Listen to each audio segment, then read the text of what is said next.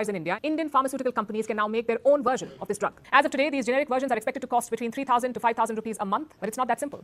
सो आने वाले 2-3 साल में आपको इंडिया में कोई भी इंसान मोटा नहीं दिखेगा और 4-5 साल में वो इंसान धरती पे नहीं दिखेगा, बिकॉज इंडिया में जेनरिक मेडिसिन जो ज़ेम्पिक और GLP-1 की पेटेंट एक्सपायर हो गया है।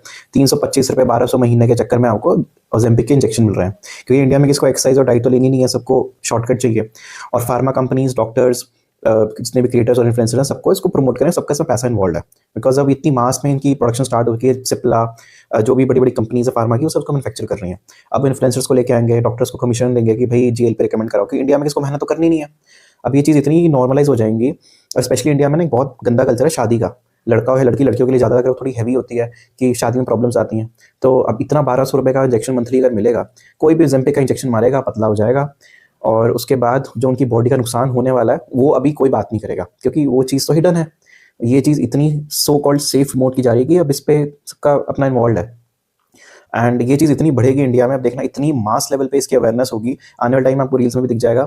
तो द पॉइंट इज़ कि जो GLP-1 और ज़ेम्पिक के मेकर्स हैं, उन्होंने खुद बोला कि इसको डाइट और एक्सेस के साथ ही लेना है। लेकिन अगर कोई बंदा डाइट और एक्सेस करेगा, फिर ज़ेम्पिक की ज़रूरत क्या है उसको? ज़ेम्पिक की ज़रूरत तो उसको बहुत रेयर केसेस में, अगर मतलब ज़रूरत तो किसी को भी नहीं है वैसे तो। बट अगेन अब ये चीज़ आप देखना इतनी बढ़ेगी ना, ये चीज़ इतना बुरा हाल होना है इंडिया में।